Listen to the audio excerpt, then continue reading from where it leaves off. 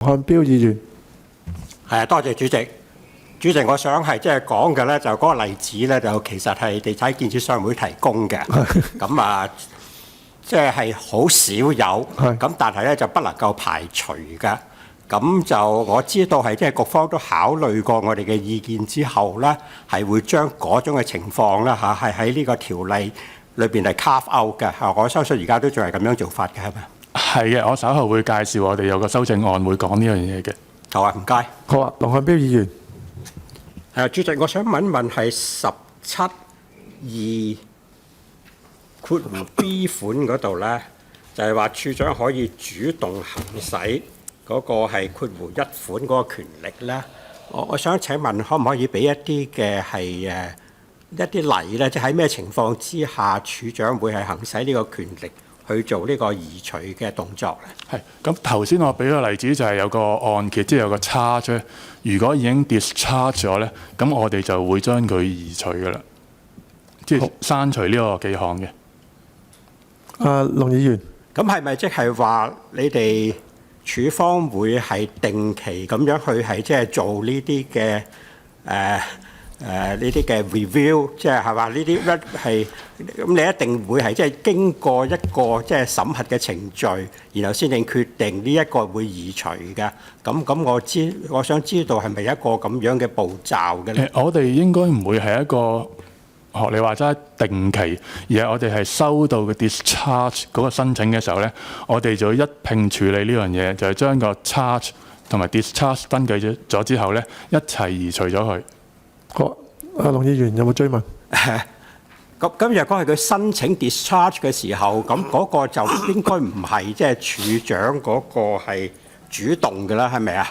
即係話佢已經係有一個申請嚟啦嘛，咁你就做嗰啲係移除咯。咁我讀呢個嘅意思係咪即係話我自己嘅理解就係話on the registrar's own initiative， 咁即係處長係喺某種嘅情況之下，佢發覺佢需要係做呢一個主動嘅動作，咁梗係有一啲嘢會係引致處長係做呢個 decision 㗎。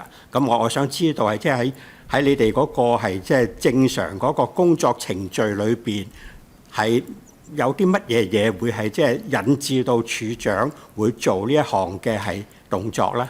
李律師，你明白龍議員？我明白，但係其實我想講清楚就係、其實註冊 discharge 嗰個申請咧，佢只係申請註冊嗰個 discharge， 佢並冇申請去刪除或者移除嗰個記項嘅。呢樣係我哋自己主動做嘅嘢嚟嘅。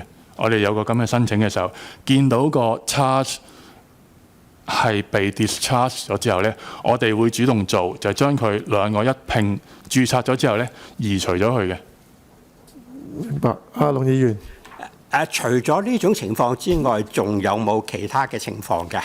譬如有啲使用呢個主動嘅係動作嘅。李律師，係例如有啲屋宇署發出嘅修葺令等等，咁當屋宇署再發出咗一個即係譬如滿意紙之類嘅嘢，就係證明個修葺令已經係做咗啦。咁我哋都會係主動咁樣刪除嗰個記項咯。明白。龍漢標議員，主席，我想趁喺呢度問一個係普通嘅政策性嘅問題咧。我哋好多同事都係關於問查冊嘅咁。我可唔可以係有個係假設，就係話我哋今日能夠係去 Land Registry 做到嘅查冊咧，就喺呢個嘅條例生效咗之後用 Title Registration 咧，我哋都係同樣地都可以查得到嘅，係咪？呢個大致上係嗰個政策係咁樣咧？李律師，係嘅。大致上而家查到嘅嘢咧，將來都會查到。咁呢個我哋去到稍後嘅條文就會再講解詳盡啲㗎啦。好，唔該。龍漢標議員，主席，我都想就呢個問題再跟進一下咧，就係處長可以下一次或者係書面覆返我哋啦。咁你係有呢個係強制嘅權力啦。咁但係若果好似正話林議員咁講啦嚇，即係佢係都佢唔去做嘅時候，咁有冇啲乜嘢嘅罰則咧？好啊，呢個李律師，我哋一併即係佢唔行使佢嘅權利，會唔會被受罰咧？有節目係啊，我哋一併回答啦之後，好嘛？好，咁佢下一次會一次回答就係、好。阿龍漢標議員，主席，我對於嗰個 floating charge 咧，係唔可以係即係註冊？呢個係即係現行個 practice 都係咁樣嘅，係咪啊？係李律師係嘅，現行都係唔可以註冊嘅。佢必須係我哋叫做 crystallize 咗，即係某啲事情發生咗，佢變成一個 fixed charge 咧，就可以註冊啦。咁而家都係嘅，將會即係對唔住，主席，咩繼續？即係即係同現行嗰個係法例嗰個practice 都冇改變嘅。係啦，係一致嘅。一致嘅。龍漢標議員，主席，我想問翻係63(1)嗰度咧，即係嗰個全轉係即係個 joint tenant 當中係有一個係去世啦。係你呢度就係講話佢係 on application， 即係佢申請嘅時候咧，你就會點樣做啦。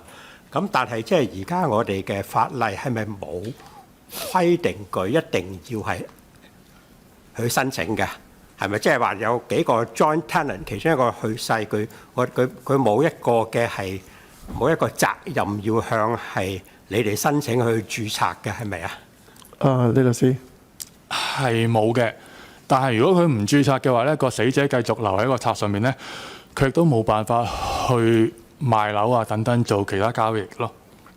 好，龍議員，咁佢可以係去到即係佢要係即係做個 disposition 啦，即係佢賣樓啊嘅時候，佢嗰陣時先去做嘅嚇。即係嗰個係即係有一個其中有一個係即係 joint tenant 係即係去咗世嘅。佢一直都唔去做任何嘅嘢，唔通知你哋，唔去申請。但係到佢要係即係改變嗰個嘅係業權，譬如佢係要賣樓，或者佢係要去銀行度係即係做個 charge 嘅時候咧，佢發覺係有咩需要啦。喺嗰個時間咧，就係即係再提供嗰個係即係法律文件證明其中係即係有一個 joint tenant 已經係不在世啦。咁嗰陣時先正做翻啲手續，係對佢係冇咩罰則或者冇咩嘅係影響嘅，係咪咁樣咧？李律師，基本上如果佢唔嚟，我哋係唔會知道啦。咁但係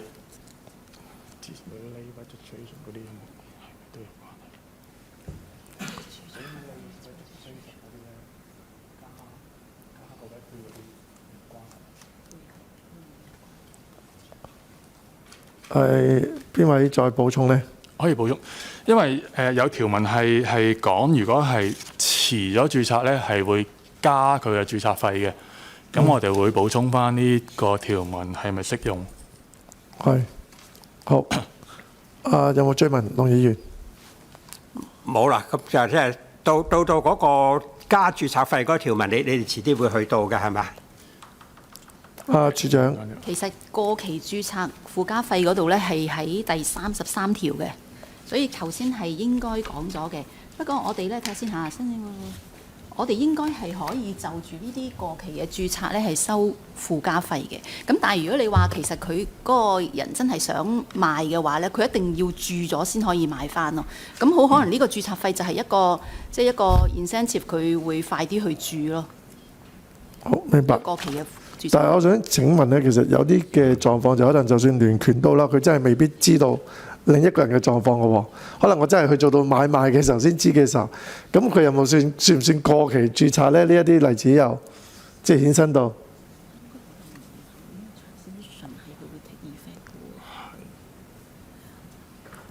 好，處長。主席啊，或者我收翻頭先講嘅嘢先，因為我而家可能咧，即係因為呢個係 transmission 係傳轉咧，其實佢唔註咧，其實佢都係會，佢其實係生效咗噶嘛。其實佢註，頭先我哋一講開始 general 嗰條條文咧，係講話佢註，只不過係去確定翻佢嗰個擁有人嘅身份嘅。咁至於收唔收註冊費嗰度咧，我哋翻去再研究下。或者你下一次你補充翻俾我哋，或者書面嘅，好嘛？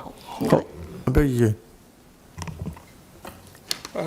主席係即係我係歡迎係即係處長係有呢一個權力嘅，咁但係同時間咧，我亦都係即係擔心啦，即係處長行使呢個權力嘅時候啦，佢就話即係佢只要係具有嗰個合理理由嘅懷疑咧，佢就可以行使呢個權力啦。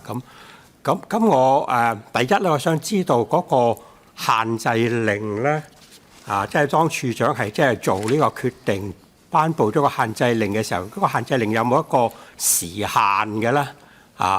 即係可以俾係即係有關嘅係方面係即係去 dispute， 即係處長即係呢個決定啦。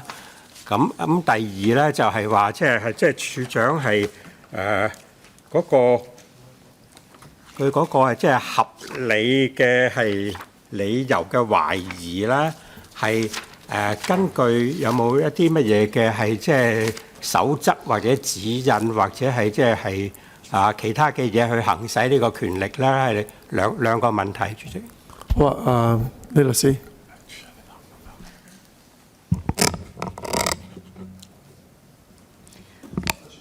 好啊，處長。其實我哋咧喺即係我哋對於我哋幾時去行使呢個限制令咧，我哋都係非常之審慎嘅，因為其實一旦如果唔小心限制咗，會影響人哋有損失嘅咧，我哋其實分分鐘我哋自己都要承擔有關嘅後果啊、賠償啊咁樣。咁所以咧，我哋其實喺較早時候咧，俾立法會嘅文件咧，係應該係講緊係4月30號，即係我哋開咗第一次個會議嘅時候咧，我哋都翻去咧，即係都詳細整理咗我哋啲資料咧，究竟我哋嗰個程序上應該係點樣嘅？咁啊，包括咧，即係我哋都需要咧，其實好重要嘅，即係我哋會同警務處去協商，即係每一個個案咧，其實佢又有啲咩資料，我哋有啲咩資料咧，大家去交換意見啦。咁同埋我哋都需要咧，係去參考同其他即係同其他司法管轄區，因為佢哋其實以我理解係所有其他司法管轄區咧都有呢一個權力嘅。我哋其實係做咗個研究咧，然後先至加翻喺我哋自己嘅法例嗰度嘅，咁所以都要參考翻其他國家嗰個即係運用呢個權力嘅時候嗰個程序係點啦。咁但係按我哋而家喺現時個制度嗰個實行個實際嘅操作啦，咁我哋即係都有一個程序嘅，就係當我哋收到有人通報俾我哋聽，就係話喂有可能會有物業詐騙發生喎，我哋其實會首先咧啟動一個內部嘅調查嘅。咁首先就係要審視翻有關嘅文件啦，同埋同通報方啦，好多時會係律師樓嘅，去作進一步溝通啦。咁我哋自己亦都係會徵詢法律嘅意見啦等嘅。咁我哋亦都會咧要求咧同即係有關人士咧盡快去報警啦。如果佢未曾報警嘅話，有時都試過就係我哋自己報警嘅。咁藉此希望咧，我哋即係其實能夠同警方嘅資訊能夠係同步啦咁樣。好，龍議員。我都想問處長，即係你嗰個限制令係你一決定咗嘅時候就冇一個期限嘅係咪？冇話即係個限制令就為期係舉個例係即係3個月，喺呢3個月之內咧係即係受影響嘅人士啦，可以向處長你係即係作出係即係申辯或者係去 dispute 你個決定，有冇一個咁樣嘅機制嘅？我先延長15分鐘，我會等處長答埋啦。咁同埋我諗逐條審議係可以去到即係第136嗰度，咁留翻完整啲，咁更正嗰部分就下一次再開始好嘛？咁你先答龍議員嗰度。係啊，主席，其實第78條咧，其實都有賦予區長佢有一個權咧，就係佢做限制令嘅時候咧，係要有一個適當嘅條款或者條件限制嘅嘅規限嘅。咁所以呢個都係包括可能時間性啦。咁咩情況底下會咁咧？會可能我哋即係要 buy 一啲時間啦，覺得需要可能再長啲時間同警方面溝通啊嘅時候，我哋會落一個時間限期啦。至於你話咁當然我哋去到嗰一步嘅時候，我哋再審視過需唔需要去延期，又或者係直情可以撤銷啦咁樣。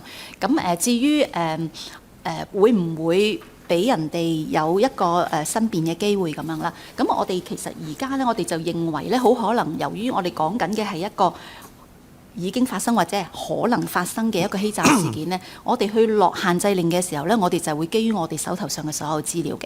但係落咗嘅時候呢，我哋係容許人哋呢係會有即係一個書面嘅一個申辯或者係申請將我嗰個限制令去剔除啦，或者係甚至乎去更改啦等等嘅。咁所以呢個機制呢，就係喺存在嘅，亦都係喺應該係第80條嗰度呢，我哋係會容許有個咁樣嘅機制嘅。好，清唔清晰？啊，龍議員。清晰啦，主席，我都重申啦嚇，就係即係我係歡迎處長有嗰個權力嘅嚇，因為呢個係即係對於係即係個保障嗰啲係欺詐咧嚇係有好大嘅幫助嘅。